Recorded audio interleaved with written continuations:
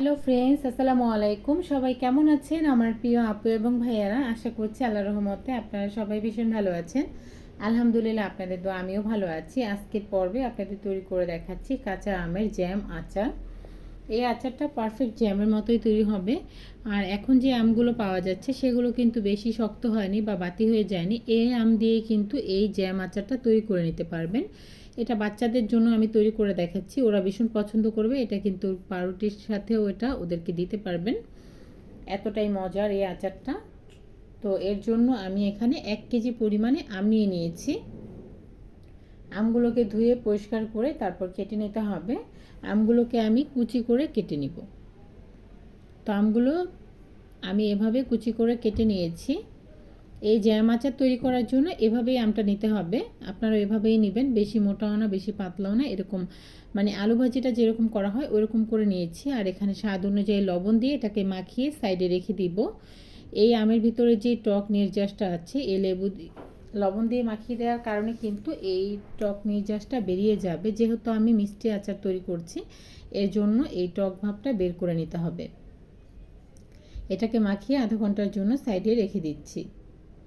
আধা ঘন্টা পর আমগুলো কিন্তু একটু চুপসে গেছে, আর যে টক ভাবটা রয়েছে সেটা বেরিয়ে গেছে। আর বাদবাকিগুলো আমি হাত দিয়ে চেপে ফেলে দিব।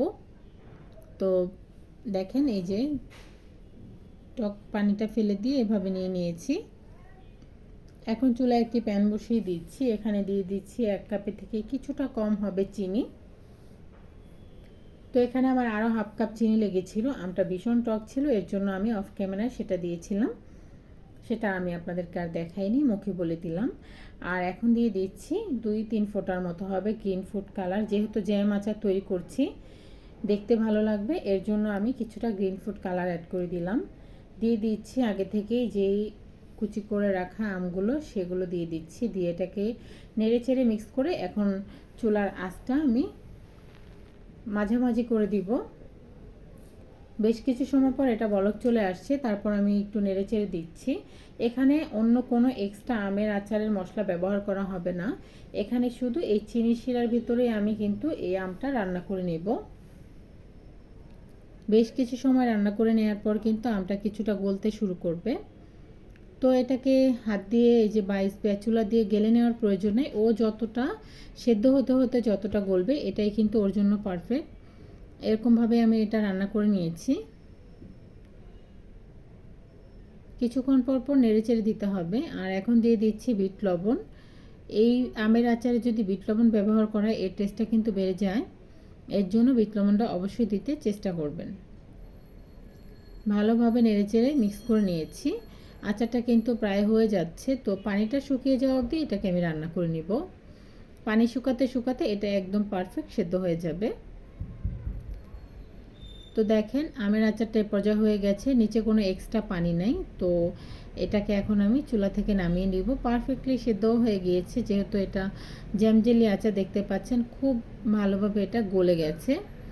এভাবে কিন্তু আচার বানিয়ে আপনারা বাচ্চাদেরকে পরিবেশন করতে পারেন বা রুটির সাথে দিতে পারেন। পাউরুটির সাথে এই আমের আচারটা বেশ ভালো যায়। যেহেতু এটা মিষ্টি আমের আচার, তো জ্যামের মতোই আমি তৈরি করে নিয়েছি। আশা করছি আপনাদের কাছে সহজ রেসিপি ভালো লেগেছে। ভালো লেগে থাকলে অবশ্যই লাইক দিতে ভুলবেন না। আর আমার পাশে থাকতে, আমাকে সাপোর্ট করতে আমার চ্যানেলকে সাবস্ক্রাইব করবেন, নিয়মিত আমার ভিডিওগুলো দেখবেন, আর বেশি বেশি করে ফ্রেন্ডস অ্যান্ড ফ্যামিলির সাথে শেয়ার করতে ভুলবেন না। আর এই ফুড কালারটা কিন্তু আমি একেবারেই অপশনালভাবে আমি দিয়েছি, যেহেতু আমি ভিডিও তৈরি করছি। আপনারা চাইলে না দিতে পারেন, স্কিপ করে যেতে পারেন।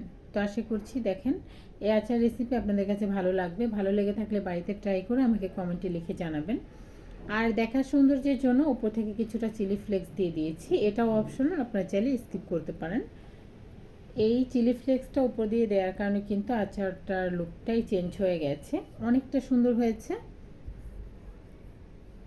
সবাই ভালো থাকবেন, সুস্থ থাকবেন, সকলের সুস্বাস্থ্য কামনা করে বিদায় নিচ্ছি। আল্লাহ হাফেজ।